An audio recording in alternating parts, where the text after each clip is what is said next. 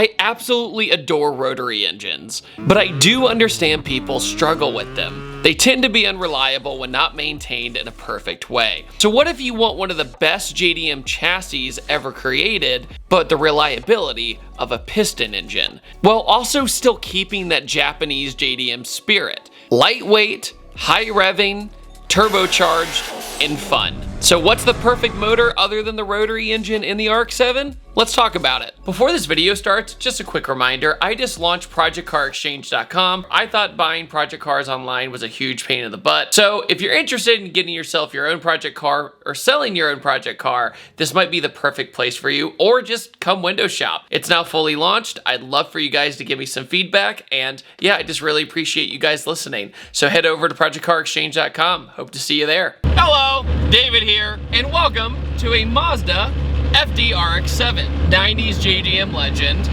It was Vin Diesel's car in the first Fast and Furious, and it came with the legendary rotary engine, the Dorito engine. But many people have swapped many different things in the RX-7 to avoid using the rotary engine. And that is because not everybody knows how to maintain them, and some people simply just have bad luck. The rotary engine, originally by Mazda, was not a very reliable engine. It had its problems. It had the apex seal problem that made the motor go bye-bye, and over the years, people have tried different things in order to still enjoy the RX-7's chassis, its looks, the presence of it, while also getting to drive it all the time. Then there was the LS Swap, right? The Chevy engine pushrod V8 that everybody seems to use in every platform ever. You started seeing RX-7s with LSs in them. And then you found RX-7s with 2JZs in them.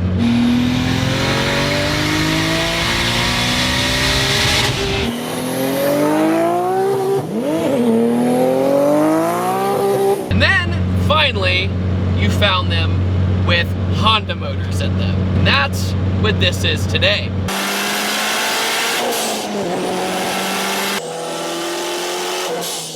This is a built motor, K24, so it's a 2.4 liter 4-cylinder from Honda, and also a Zonarotor turbocharger.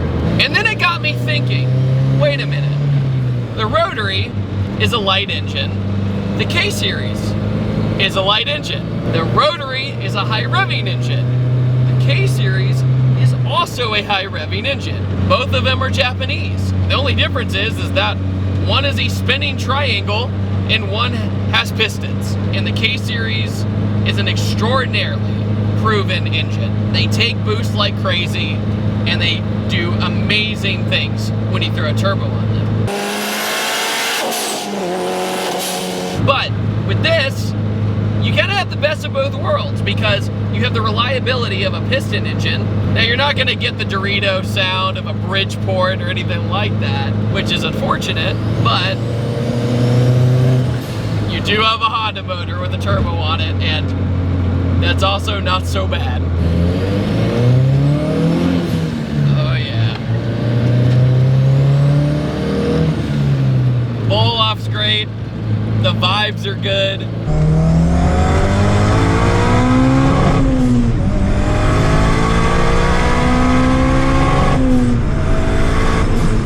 This also has the fixed headlight mod, so no more pop-ups. We also have a big carbon fiber wing in the back, ride seats, a CD009 transmission. So if you don't know what that is the Nissan 350Z manual transmission, a very popular transmission to swap with JZs and other platforms as well. And we also are running a Haltech standalone ECU and a Haltech digital dash, which is one of my favorite user interfaces when it comes to a digital dashboard and a standalone. The RX-7, I have been blessed to drive just about every swap, just about every platform. And what I've noticed is, the big thing is the weight distribution. A rotary engine feels at home in the RX-7. Who would have thought? Because that was the motor it was designed for.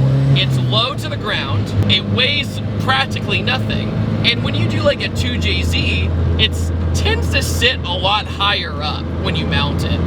and it's also an iron block. So it completely throws up the weight distribution. It's completely weird. And the LS, a big argument is if you're gonna LS an FD RX7, why don't you just go buy a C5 Corvette at that point, right? Pop-ups, LS1, similar body lines. I still feel like I'm driving a Japanese tuner car. When you drive an LS1, something is taken away. I don't like admitting it, but especially in the FD. But the FD, when you put an LS in it, I do feel like it loses a little bit of soul. But the K-Series might be that sweet spot. It might be just light enough and mounted just low enough to kind of fix all those problems.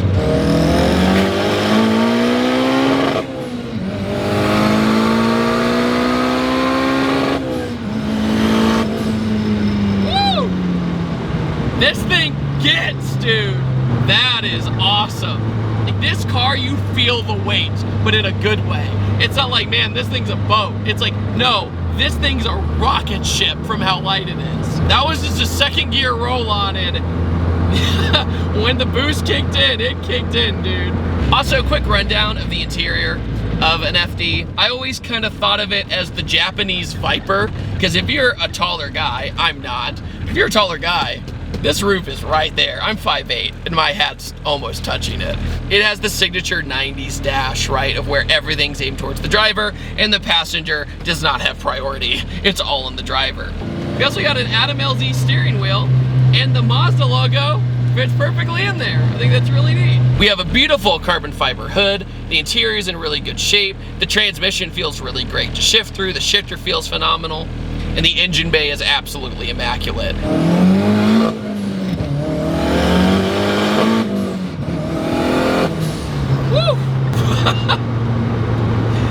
Okay, so it's really interesting because when I drive fast turbo K-Series, I'm usually driving front wheel drive or all wheel drive. This is my first rear wheel drive.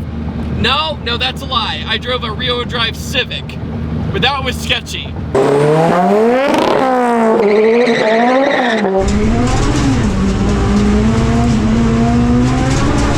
This has a longer wheelbase to where it feels a lot more at home to be rear-wheel drive. I now understand why people don't make them rear-wheel drive. All-wheel drive Civics, dope. I've been rowing through the gears.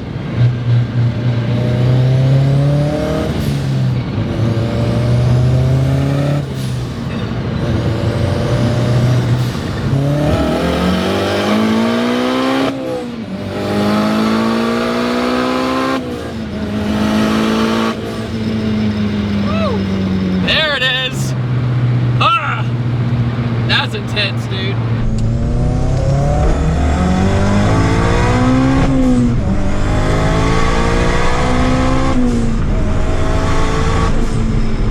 There's also these LED taillights that I really adore too. It's hard to go wrong with an FD RX7 with some modernized taillights. It really cleans up the look of the car to make it feel more modern, because I think the FD RX7 has aged incredibly well. I think it has absolutely aged beautifully with its curvy, more modern-ish body line than a lot of the 80s and 90s boxier cars. And this thing isn't even breaking a sweat, dude. Usually when you drive a swap car, you're just like, I don't know, man, something's off. This one feels really natural. We do have solid motor mounts, so that's why we're getting this vibration going right now. Man, that looks kind of weird. So this car is actually owned by Cloverworks, and Cloverworks is actually a pretty unique company, and I am not being paid to say this before I say this.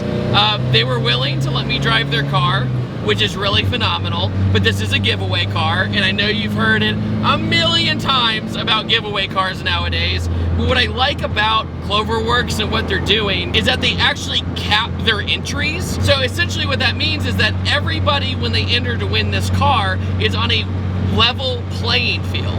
It's not like a lot of other people who are doing giveaways and they can just basically pay to win, where they can just keep paying over and over and over again. With Cloverworks, whatever you enter, that's what you enter. You get your ticket and you put in your entry, and that's it. It's capped. And that's what I really like about it. So anybody who enters to win this car actually has a chance with their entry. So I actually really, really like that. Rather than somebody, you know, buying 1,000 entries, right, for a different giveaway car. So all you have to do is do your digital download and you're entered, and for this car it's $5. So yeah, once again, shout out to Cloverworks for letting me drive this beautiful car. Oh yeah, that's the stuff, dude. Yeah. And the gearing of the CD009 actually really suits the K-Series. This is the first time I've done this transmission setup with this engine setup, and so far, so good. It's also got a Ford Explorer rear end, so basically the Ford 8.8 rear end. That is really phenomenal. A bunch of people use the Ford 8.8 rear end because it's just unnaturally strong compared to most factory rear ends of other cars. That's why a lot of people do these in the FD, the Honda S2000, you name it. A lot of people use the 8.8 rear end for big power stuff. On that note, what do you guys think about a K24 Turbo FD RX-7? Is it sacrilegious? Is it better than an LS swap? Is it better than a GZ swap? Put it down in the comment section below. And on that note, huge thanks to Cloverworks for letting me drive their car today. And I will see you guys next time. Take it easy. Check out their website, down link in the description below. Really good dudes. They mean well. Go check it out. Thanks so much. Have a great day. I'll see you next time. Goodbye.